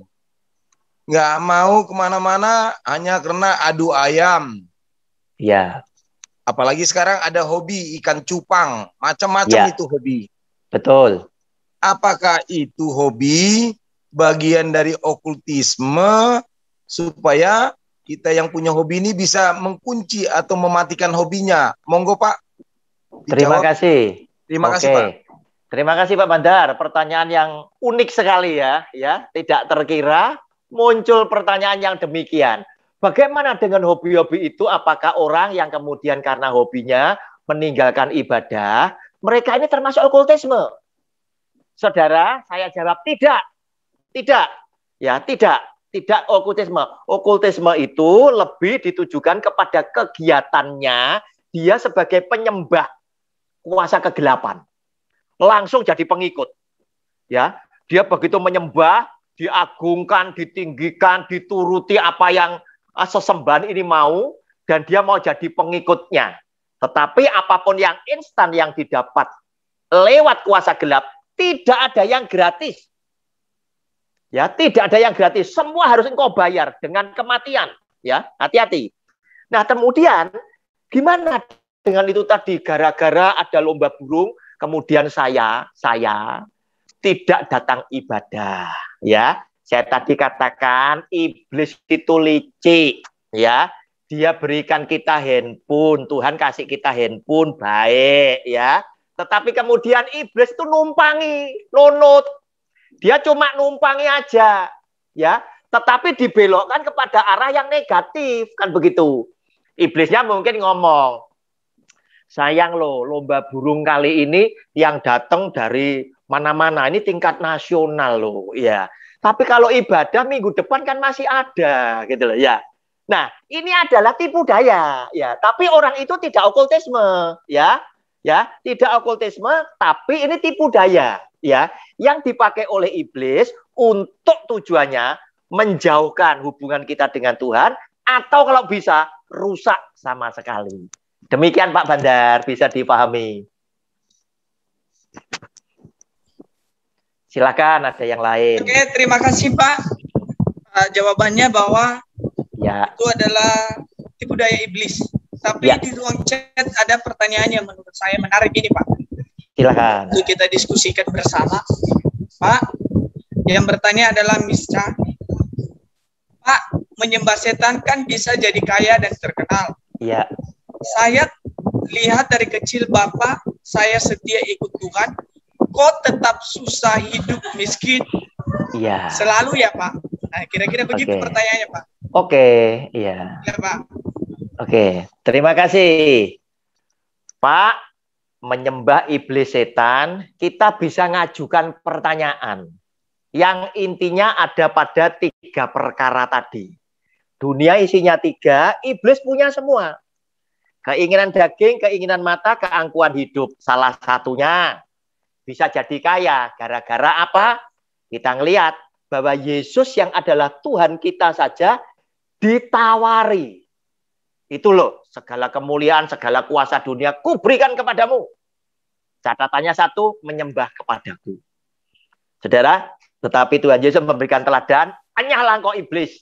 Karena hanya kepada Allah saja kita menyembah. Nah, saudara, kemudian pertanyaannya, kenapa papa saya ini tadi, dari penanya tadi, setia sejak kecil? Kok enggak kaya-kaya? Nah, kita mesti mikir secara dewasa sesuai dengan Alkitab, ya. Sesuai dengan Alkitab, yaitu yang pertama, Tuhan Yesus tidak pernah menjanjikan kekayaan itu diberikan kepada Anda ketika Anda setia kepada Dia. Bahkan Tuhan Yesus itu yang maha kaya, maha mulia sekalipun, Dia tinggal bersama dengan para rasulnya, Dia tidak menampilkan hidup dengan kekayaan itu tadi. Dia hidup memberikan teladan sangat-sangat sederhana. Dia hadir pertama kali justru di tempat yang paling hina dan dia berkata, burung punya sarang, serigala punya liang, tetapi aku, anak manusia, untuk meletakkan kepalaku, aku tidak ada tempat. Ini menandakan, mengartikan bahwa jika engkau ikut kepada Tuhan Yesus, siap enggak? Engkau hidup sangat-sangat sederhana. Dan dia tidak pernah menjanjikan kekayaan, tetapi dia menjanjikan penyertaan. Dia tidak pernah menawarkan kekayaan, tetapi dia menawarkan salib. Nah, sekarang orang Kristen jadi kacau pikirannya. Karena apa? Otak ini berpikir, otak berkesimpulan gara-gara mata memandang, mata melihat. Kita ngelihat sekarang ini. Ada pendeta itu hidupnya sederhana sekali. Cukup. Yang satunya itu cenderung kurang. Yang satunya itu berkelebihan, berkelimpahan. Tetapi yang kurang maupun yang cukup, kita menyaksikan anak-anaknya kok lulus sarjana ya. Jadi orang punya keluarga bahagia walaupun mereka tidak berkelimpahan. Saudara, ini mengganggu pikiran orang Kristen. Dari 2 pendeta ini tadi, karena mata memandang, otak menyimpulkan, sementara belum mendapatkan jawaban, otak bertanya, yang benar yang mana ini? Yang benar yang mana ini pendeta ini? Kok pendeta ada yang miskin, cenderung kurang, yang satu berkelimpahan luar biasa. Mobilnya mewah. Kalau khotbah selalu cerita berlibur di luar negeri bulan-bulanan. Punya rumah di luar negeri, punya cabang banyak, dan luar biasa dan lain sebagainya. Yang mana? Saudara, Ini tidak saya terangkan, saya tahan dulu. Tetapi saya akan menjawab langsung kepada pertanyaan. Adik, Anda menyaksikan papamu setia sejak kecil, tapi tidak kaya. Syukuri, karena apa yang dilakukan papamu sebagai orang benar akan mendatangkan keselamatan hidup kekal untuk keluarga. Karena lewat satu orang benar, ini kemudian mewarnai satu keluarga menjadi orang benar. Sehingga satu keluarga, satu orang percaya, seluruh keluarga itu diselamatkan karena yang satu menjadi garam dan menjadi terang. Sehingga karakter dari keluarga ini terbentuk sebagai orang yang benar, hidup setia, takut dan taat kepada Tuhan. Kenapa kok tidak dijadikan kaya? Adik, kalau Anda ngelihat film ya, film, silakan Anda lihat. Ternyata warna daripada film, jenis ceritanya itu macam-macam. Ada film komedi, orang nonton ketawa-ketawa, keluar dari gedung bioskop ditanyai, gimana? Wah, bagus.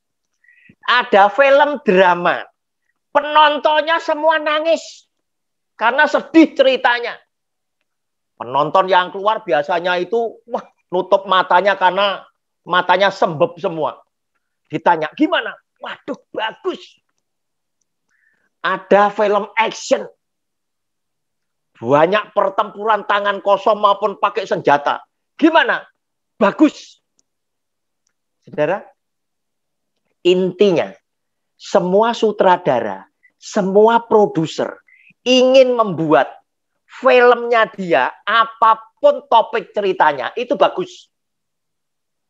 Tergantung sekarang, bintangnya ini bisa memerankan seperti yang dia mau atau tidak. Demikian pula Tuhan memberikan kepada setiap Anda itu cerita hidup masing-masing. Tapi Tuhan yang sana tetap menginginkan cerita yang ada di dalam kehidupanmu itu datangkan kemuliaan untuk dia. Dapat piala Oscar. Cerita yang ada dalam kehidupanmu itu mendapatkan pujian untuk dia sebagai sang pencipta. Demikian yang bisa saya jawab, Pak Moderator. Terima kasih. Terima kasih jawabannya, Pak. Terima kasih. Dan ada banyak beberapa pertanyaan yang ada di ruang chat, Pak. Salah satunya kita lanjutkan. Dari Arni Yudama bertanya, bagaimana dengan orang yang belum percaya kerasukan roh jahat yang bisa diusir oleh dukun? Bukankah dukun ini adalah orang yang belum percaya? Nah, bagaimana tanggapan Bapak tentang orang yang bisa mengusir setan? Oke. Di luar terima kasih. Ya, terima kasih. Jadi, bagaimana pertanyaannya begini? Ada orang kerasuk setan. Dipanggilkan dukun. Padahal kita tahu dukun ini bukanlah anak Tuhan. Ya, dukun bukan anak Tuhan. Kemudian setannya kabur. Dengan arti kata lain, orang ini sembuh. Orang ini sembuh. Nah, saudara, besok, sekarang saya jawab, saya terangkan, besok saya tunjukkan ayatnya. Ya, supaya besok tetap ada bahan, yaitu tentang santet dan pesugihan. Kita akan kupas bagaimana iblis setan itu beraction, berkegiatan. Nah, saudara, kenapa sekarang dukun ini bisa seperti itu?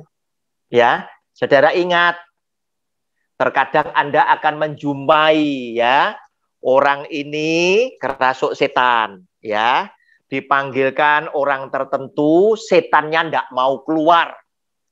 Dengan arti kata lain, orang yang diminta untuk ngusir ini, dukun atau orang pinter ini harus pulang. Dan dia ngomong, ilmuku kalah tua, ya. Apa artinya yang dikatakan seperti itu, ya? Dia akan panggilkan teman yang lain yang punya ilmu di atasnya dia. Datanglah dukun yang lain, orang pinter yang lain, akhirnya orang ini sembuh. Iblisnya kabur. Nah, saudara, rahasianya ada di mana? Rahasianya adalah ada di setan ini diusir dengan setan yang ada di dalam diri si dukun ini tadi. Kalau si dukun ini, ya, dia itu diikuti oleh roh-roh tertentu yang dipuja oleh dia, ikut di dalam dirinya itu tadi, lebih punya pangkat, lebih punya tingkatan di atas dibandingkan dengan yang masuk kepada orang tadi, otomatis iblis setan ini kabur. Kenapa? Karena ini komandannya. Tetapi kalau yang punya ilmu mau ngusir ini tadi, ilmunya, pegangannya, iblis yang ngikuti dia, itu di bawah yang merasuk, sudah pasti tidak bisa. Saya memberikan kesaksian yang pernah saya alami, ya. Saudara, hari Sabtu saya khotbah di sebuah tempat, itu masuk ke desa, ya. Saya melewati satu pertigaan yang padat dengan banyak orang, ratusan orang di rumah yang pojokan ini, yang sudut ini tadi. Saya tidak tahu ada apa. Saya khotbah di gereja itu, kemudian saat saya naik mimbar, saya berkata, Bapak Ibu, saya minta maaf karena masih ada orang yang harus saya doakan, yaitu pernah om saya, dia mau ulang tahun. Dia nunggu saya berdoa baru makan, di rumah makan. Mereka standby, saya masih khotbah, gitu loh. Nah, jadi selesai firman Tuhan, tidak sampai ibadah selesai, saya izin dulu, saya pulang untuk acara yang satu ini. Oke, enggak apa-apa Pak Roni. Nah, begitu selesai saya nyampaikan firman Tuhan, saya pulang, kebetulan waktu itu saya tidak didampingi sopir pribadi saya setir mobil saya sendiri. Di tengah jalan, di rumah yang di sudut tadi, yang banyak orang itu memenuhi rumah itu tadi, saya pikir ada tontonan apa, saya di-stop oleh seseorang. Pak Roni. Saya langsung parkir mobil saya.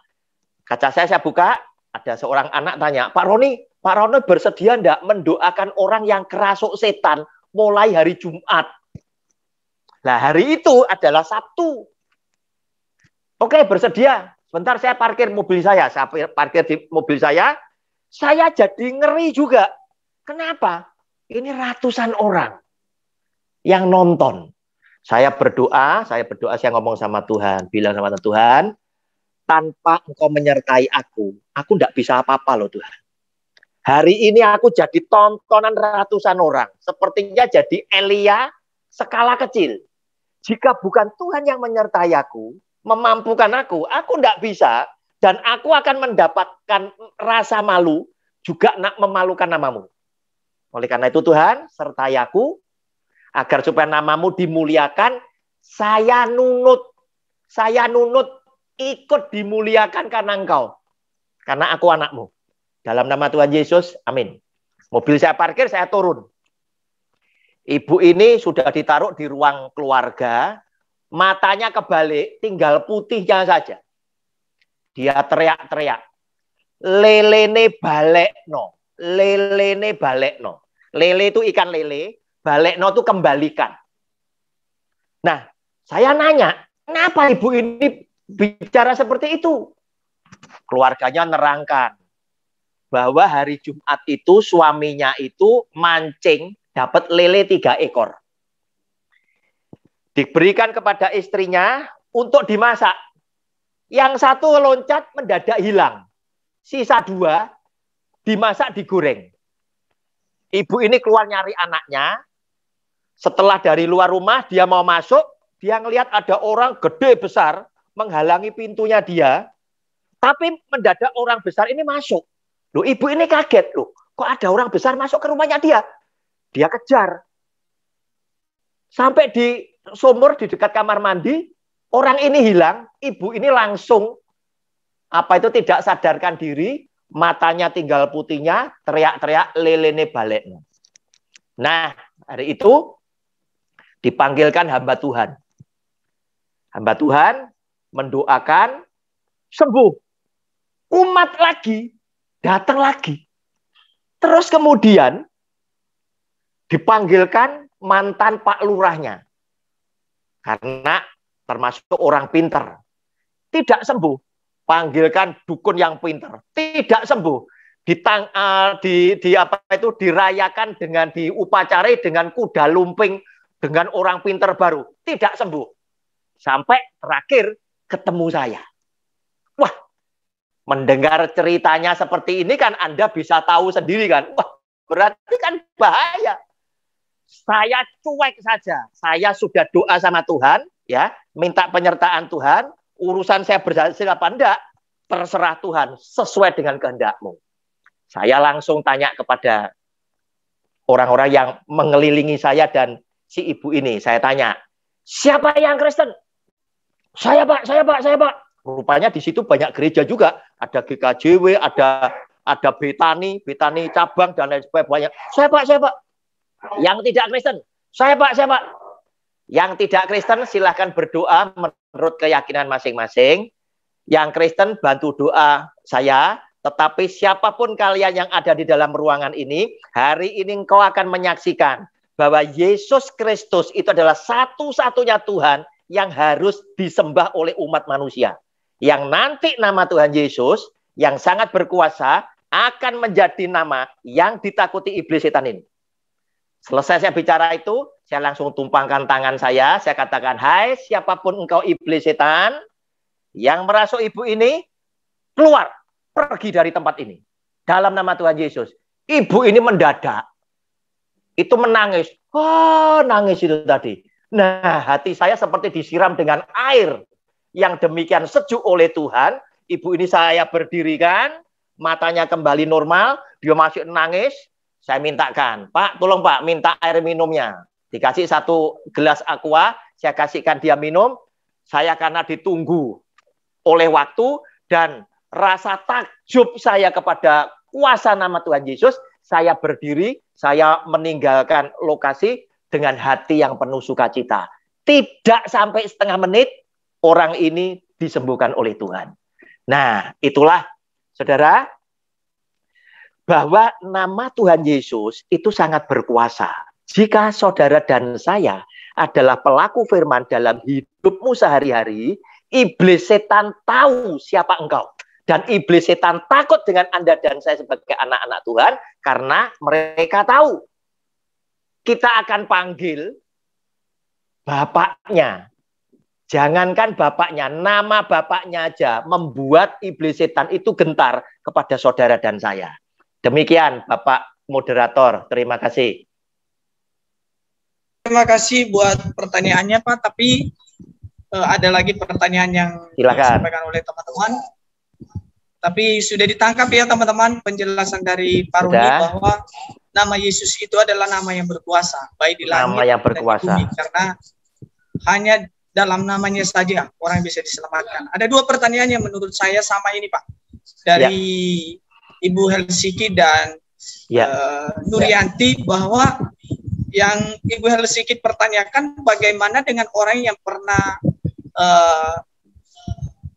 belajar ilmu gaib atau pernah bersekutu dengan ilmu gaib, dia mau melepaskan tetapi tidak bisa Pak. Lalu Nuri juga tidak sepenuhnya bisa dilepaskan, dia meminta solusinya Pak.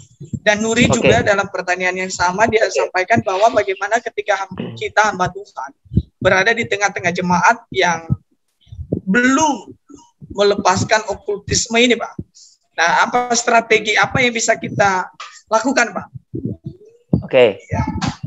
Bagaimana caranya kita melepaskan dari ilmu-ilmu yang pernah kita dapat?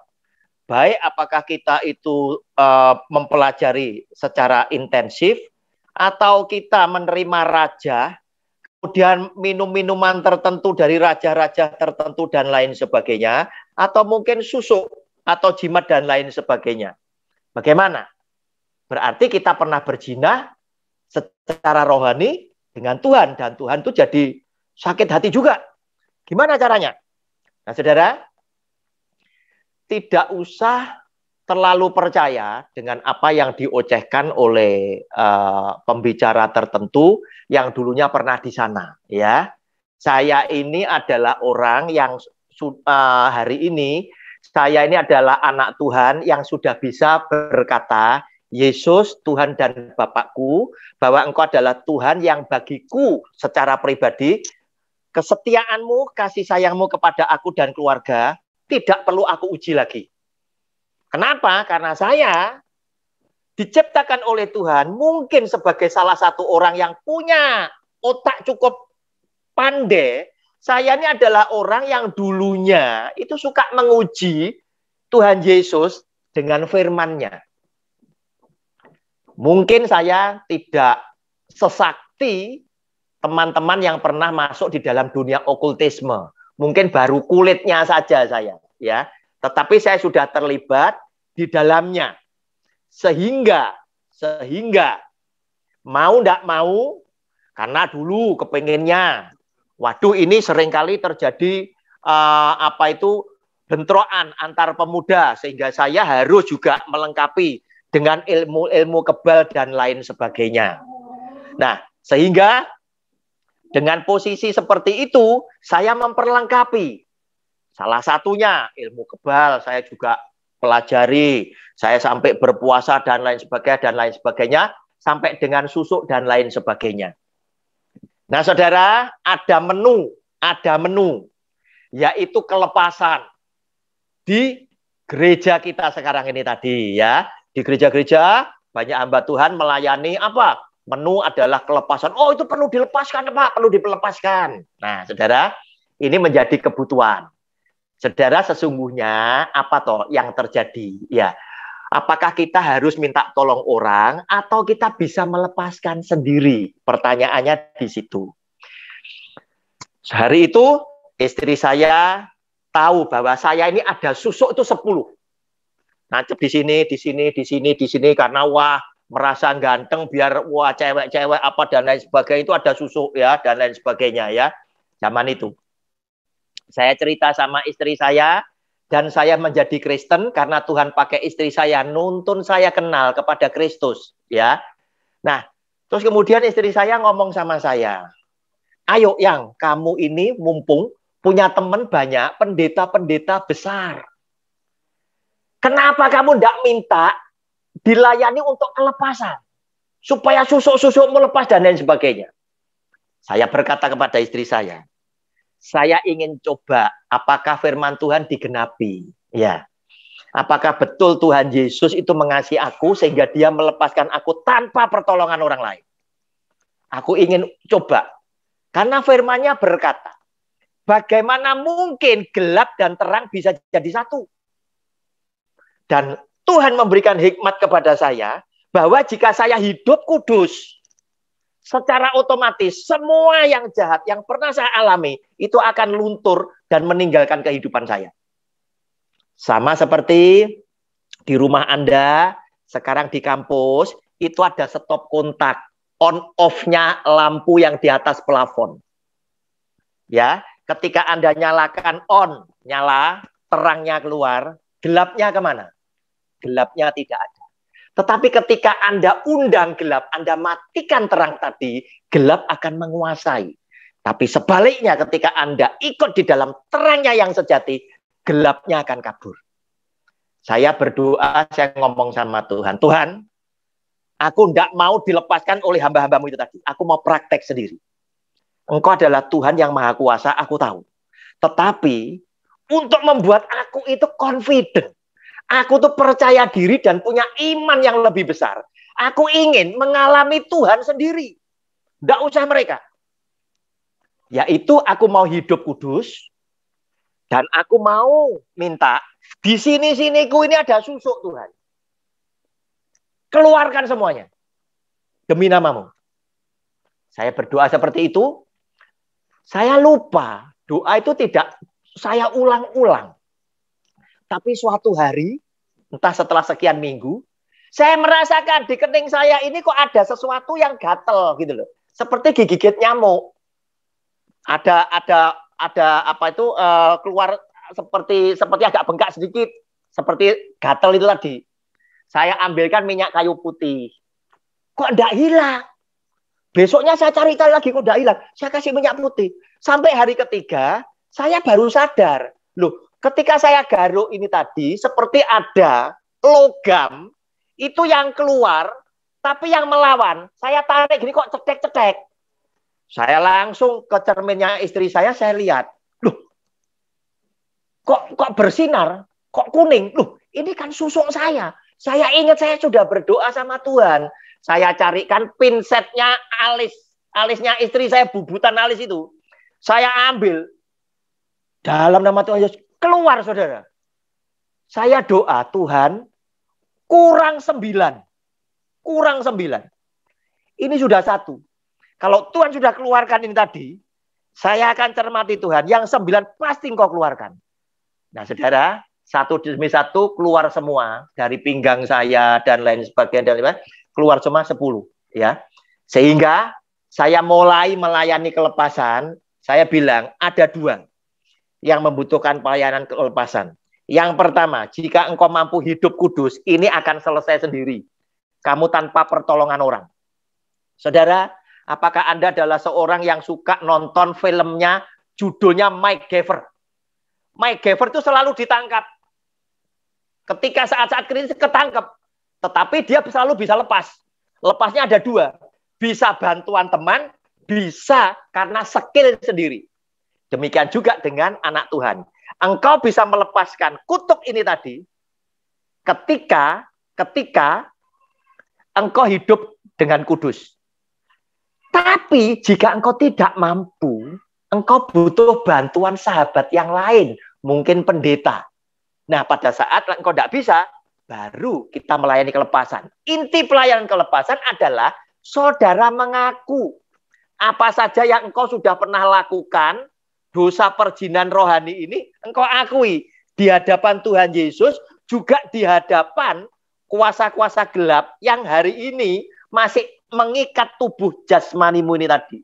Kamu mulai cerita, kemudian kamu mulai katakan, mulai hari ini, aku semua kuasa-kuasa ini, aku tolak di dalam nama Tuhan Yesus, aku sudah tidak mau mengikut engkau lagi, biarlah rohnya yang kudus, rohmu Tuhan Yesus yang menguasai hidupku selanjutnya.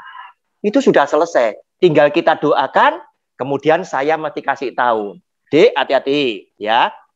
Setelah kamu dilepaskan, kamu tetap harus memperkuat iman percayamu. Sebab apa? Sebab Tuhan Yesus berkata, ketika kuasa gelap, roh jahat itu keluar, roh jahat ini melayang-layang, bergentayangan. Dia cari tempat baru. Salah satunya dia juga ngelihat tempat lamanya. Kalau di situ kosong, artinya tidak ada iman di dalam Kristus, dia akan kembali lagi karena apa? Dia tahu di tempat itu aku nyaman. Dia akan masuk lagi. Sehingga setiap Anda selesai menyembuhkan orang yang kerasuk setan, nasihat ini wajib untuk disampaikan. Kenapa saya bisa seperti itu? Karena Allah Roh Kudus ngajar saya secara pribadi, lewat pengalaman pribadi saya, mengalami Tuhan sendiri. Demikian yang bisa saya jawab, Pak Moderator. Masih ada yang kurang kira-kira? Oke, terima kasih Pak. Tapi ini kemungkinan pertanyaan terakhir untuk sesi ini karena besok masih ada pertanyaan. Oke. Pertanyaan terakhir adalah bagaimana ketika dukun menggunakan ayat-ayat Alkitab untuk mengusir setan, Pak? Ya. Oke. Ini pertanyaan dari Yudianto ini, Pak. Ya. Bentar, saya nanya lebih dulu. Orang ini dukun, pasti dukun atau bukan? Karena di dalam Alkitab ketika Yohanes datang kepada Tuhan Yesus, itu tidak disebutkan ya bahwa dia ini dukun atau tidak. Yohanes bilang, Tuhan, ada seseorang bukan dari kita loh Tuhan. Mengusir setan demi namamu. Nah, Tuhan Yesus dengan bijak berkata, kalau orang itu tidak memusuhi kita, dia itu ada di pihak kita. Ya. Kenapa orang ini bisa berhasil? Karena apa? Itu menunjukkan kepada Anda dan saya bahwa nama Yesus adalah nama yang maha kuasa. Sehingga dipakai oleh siapapun, iblis itu kabur. Nah, sekarang Kalau itu dukun betul, berarti dia adalah pengikut okultisme. Ya, pengikut okultisme. Terus gimana? Pertanyaannya gimana? Silakan Pak Moderator. Bagaimana solusinya untuk dukun tersebut lepas dari menyalahgunakan firman Tuhan itu, Pak? Yang namanya orang sesat, itu kan sulit dinasehati. Ya, kecuali dia bertobat dulu menjadi anak Tuhan. Dia meninggalkan praktek perdukunannya. Namun jika dia tetap menjadi dukun, dia mau pakai apa saja, kan di luar kita punya kontrol. Oleh karena itu, seringkali di dalam memberikan pastoral kepada seseorang yang sedang punya masalah dengan seseorang, saya selalu katakan, Pak, Anda jangan menginginkan dia berubah. Karena Anda itu tidak bisa punya kendali terhadap orang itu. Tetapi Anda yang bisa menentukan terhadap diri sendiri, Anda yang berubah. Demikian juga dengan dukun itu tadi. Kita tidak bisa menyuruh dia untuk berubah. Apalagi mereka ini adalah orang-orang dunia, bukan pengikut kebenaran. Sulit kita untuk menasihati dia. Dan dia mungkin merasa lebih confident karena apa? Ayat-ayat Alkitab yang aku pakai ternyata manjur. Ternyata manjur. Tetapi buat Tuhan Yesus tidak terlalu pusing namanya dipakai oleh siapapun. Ya, dengan demikian siapa tahu suatu hari kelak dukun ini jika merenung sendiri dan mendapatkan kasih sayang Tuhan, Tuhan memilih dia untuk bertobat dengan mengingatkan, tuh lihat ayat-ayat Alkitab yang nyebut namaku. Kan hebat kan, selalu manjur kan. Kenapa kamu tidak mau ikut aku? Siapa tahu. Termasuk seperti kisahnya Rasul Paulus. Dia begitu membenci Kristus ketika namanya masih Saulus. Dan seakan-akan apa yang dia lakukan itu menunjukkan baktinya Saulus kepada Allahnya. Namun justru Tuhan memberikan anugerah kasih karunia-Nya kepada Saulus. Dia berkata, orang ini adalah alat bagiku. Nah, demikian Pak Moderator yang bisa saya sampaikan. Oh, ya Pak, terima kasih. Terima kasih. Jawabannya terima kasih. Ya. Dan di sini juga mungkin ada pertanyaan, tetapi nanti ini bisa dijawab bersama-sama dengan di kampus. Ya. Adanya okultisme itu karena tadi sudah disampaikan oleh Pak Moderator, Pak pembicara kita, bahwa ada dua kuasa di muka bumi ini. Ada kuasa Tuhan dan ada kuasa kegelapan. Tetapi kalau kita meneliti Alkitab, sudah diberikan kuasa kepada iblis. Sehingga tadi sudah disampaikan di mana Tuhan Yesus juga pernah ditantang oleh iblis. Nah, di kuliah umum kita hari ini, Bapak pembicara kita tadi membagi dalam 3 hal yang perlu kita waspadai. Ada keinginan daging, dan ada keinginan mata, dan ada keangkuhan hidup. Nah, ini yang menjadi topik perenungan kita, di mana kita sebagai anak-anak Tuhan harus menghindari hal-hal ini, dan kita berpusat kepada Tuhan Yesus Kristus sebagai junjungan kita. Betul, cerdas itu. Kita harus memfokuskan diri sebagai juru selamat kita. Nah, amin. Untuk hari ini teman-teman, Bapak Ibu yang mengikuti Zoom, kita akan akhiri ya Pak ya. Ya. Besok kita lanjut jam 1 lagi. Besok kita lanjutkan jam 1.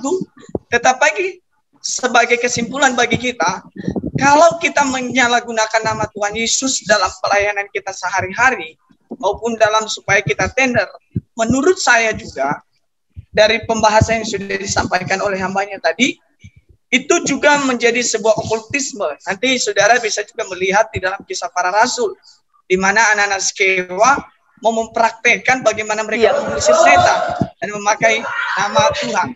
Nah, jadi teman-teman, mari kita rendah hati dan berpusat kepada Yesus Kristus. Seburuk apapun yang ada di dunia ini, tunduk di dalam pemerintahan Yesus Kristus. Demikian Amin. kuliah umum kita pada sore hari ini. Besok kita bicara santet dan pesugihan. Ini lagi Ya. menarik banget ini.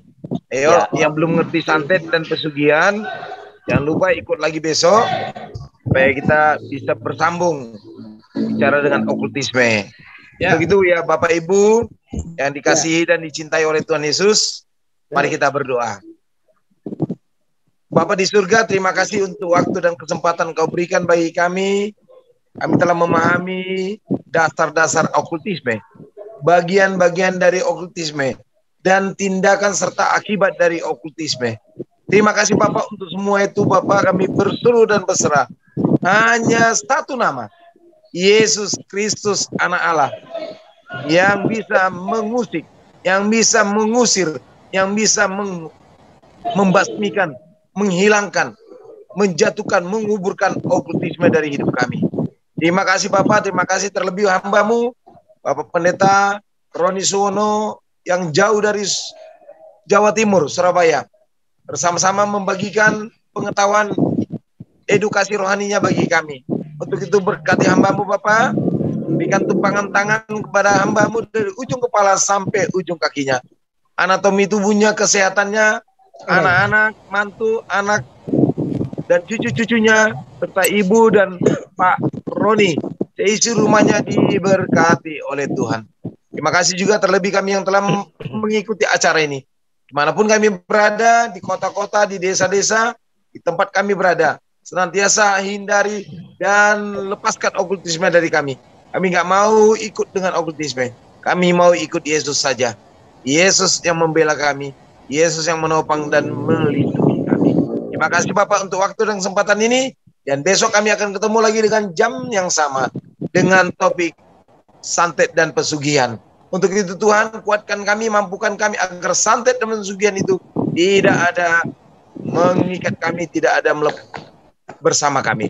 Inilah doa dan pengharapan kami, satu nama, Yesus Kristus penolong dan hidup kami. Haleluya, haleluya. Amin. Amin. Amin. Sampai ketemu besok.